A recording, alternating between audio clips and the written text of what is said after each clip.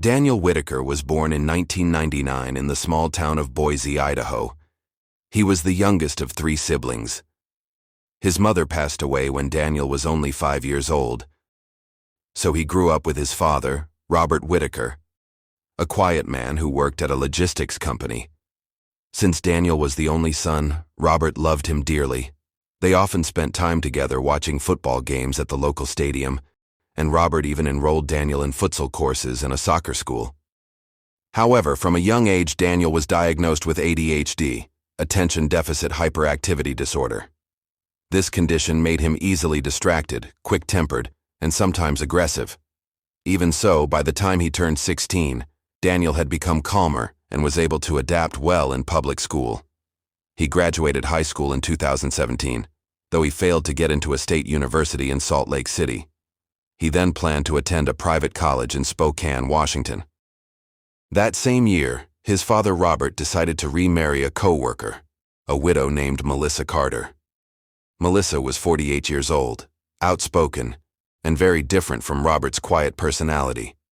Their simple wedding took place in September 2017. Melissa then moved in with Robert and Daniel. She grew close to Daniel and tried to guide him so he could stay focused and avoid tantrums.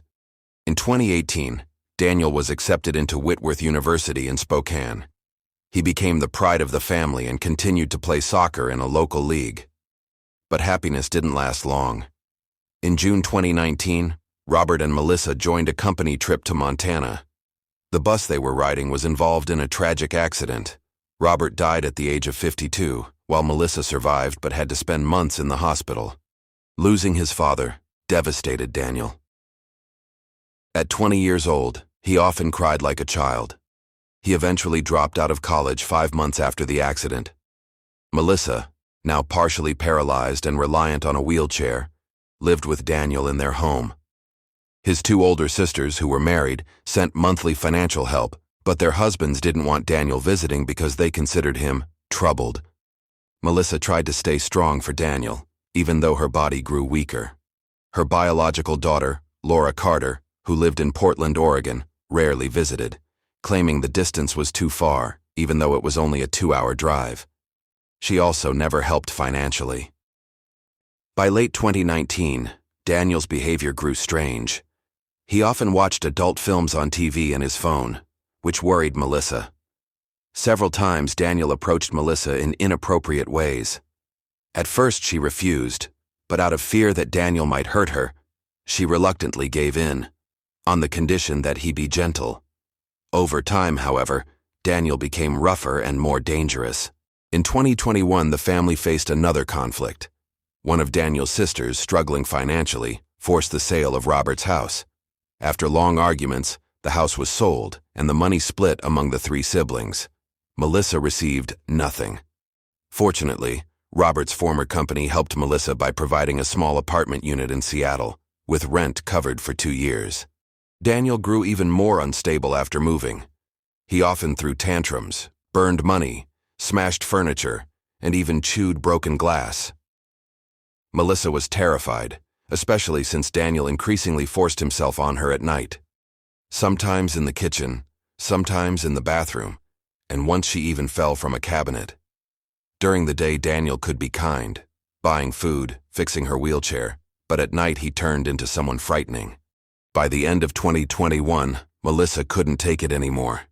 She called Laura in tears, telling her everything Daniel had done. 2 weeks later, on December 16, 2021, Laura came to the apartment. She confronted Daniel angrily, but he denied everything. When Laura urged her mother to report him to the police, Daniel panicked. He grabbed a baseball bat and struck Laura on the head until she passed out. Melissa screamed, but Daniel tied Laura's hands and feet with shoelaces. Near dawn, Laura managed to free herself with her mother's help. But Daniel woke up and chased her. Laura hid in the bathroom. Daniel raged, pounding the door with a knife. When the door finally opened, Laura pointed a pistol, her soldier husband's gun she had brought for protection, and fired 3 shots. Daniel died at the age of 22. The case went to court. In October 2022, the Washington State High Court ruled Laura guilty of assault, even though it was done to protect herself and her mother. She was sentenced to 12 years in prison, with the possibility of parole after 5 years. Melissa eventually moved to her in-laws' home in Portland, living in paralysis and trauma. Daniel Whitaker died at 22 after a brutal conflict with his stepsister. Laura shot him to protect her mother. The judge sentenced her to 12 years in prison, even though she was clearly fighting for survival. If you were on the jury, would you punish Laura or set her free without any sentence at all? Share your thoughts in the comments below.